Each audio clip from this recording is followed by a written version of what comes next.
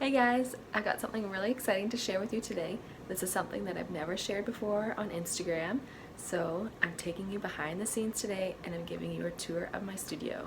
I'm going to show you how I've set it up and why I've set it up like that for a studio that's pretty small and that does a lot of slip casting, and how that's different than a studio that does a lot of throwing. So I hope that you'll be able to take something away from it today. Alright, so here's kind of an overview of my little itty bitty studio. So you can kind of see it's only 200 square feet, so it's pretty small. I've shoved a lot of stuff in it over the years. So this is my main work surface. Big table is always awesome to have a nice big table to work on, whether that's, where you're hand building or glazing, prepping stuff, you're gonna need a big table. And I love my big table right across from my shelves. So I've got, 3 big shelves that I put all my stuff on to dry. So after it's slip cast, it goes on these shelves, it dries, and then I put it from the shelves onto this table again to clean it up and prep it for the bisque, and then either goes back on the shelves or in the kiln, and then it goes back on the shelves after the bisque or to get glazed. It goes from the table to the shelves, from the table to the shelves pretty frequently, and it's really handy having them nice and close together so you're not kind of walking all over the place. Next up is my sink. You can see that there's no running water, and it's been like that for 5 years. And you know what? It's okay. It works.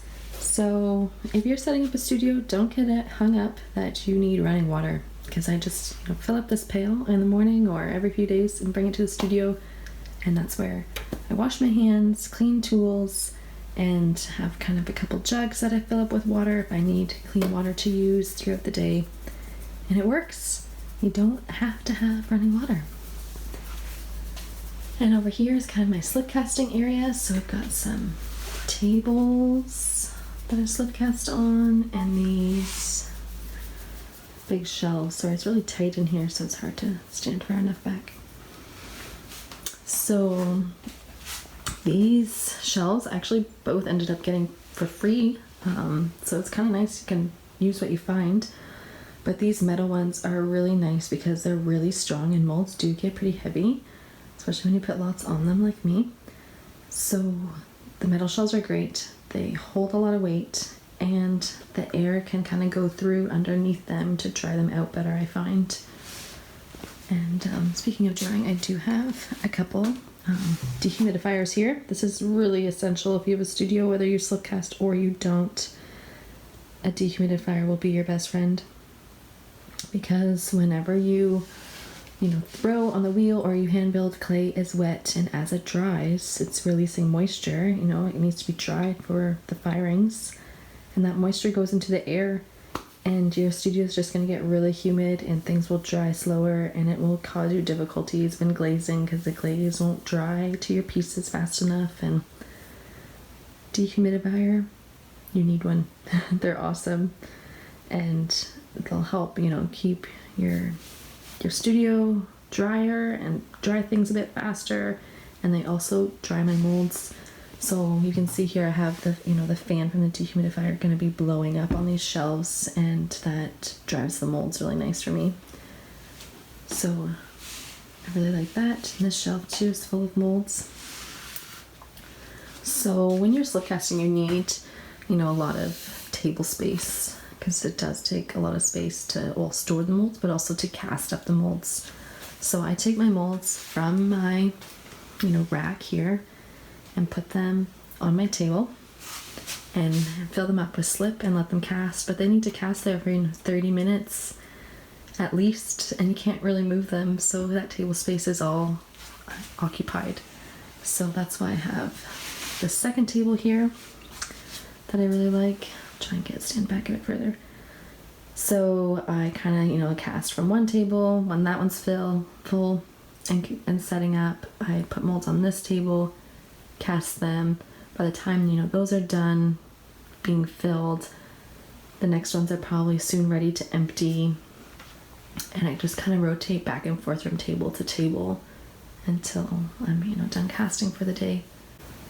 And when the molds are all finished casting, but they're not demolded yet, I'll either set them back kind of like on these racks to dry for a few hours before I take them out of the molds. And when they're ready to take out of the molds, then I have some like plywood boards and drywall boards that are awesome for kind of like carrying things around the studio. So I bring a board over here and, you know, put all my stuff on it and then carry it back over to the studio. So I can show you the boards over here. Kind of just always stay here. But like these are also been like my best friend. Something so simple, but so handy. And then they're also great for carrying things from the table to the kiln and back and forth.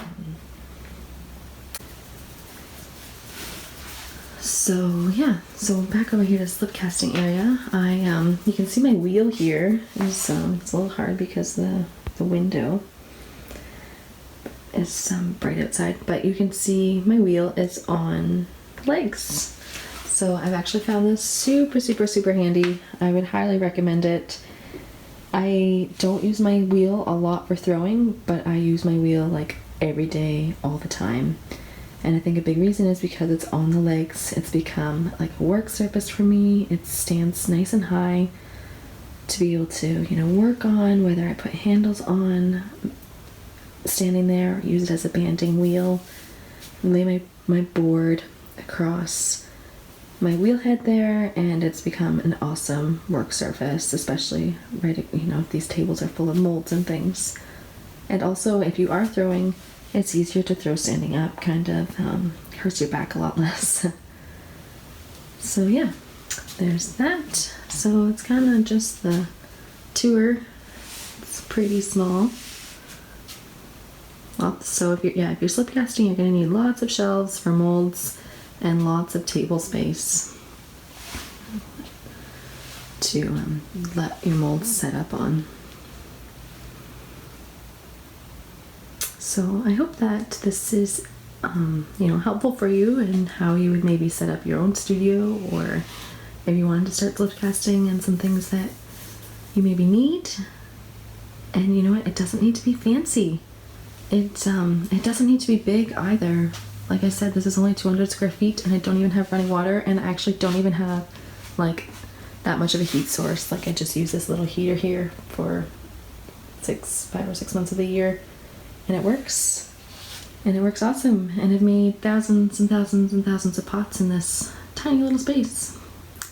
So yeah, I hope that you've learned something new and can, you know, help your own studio with this.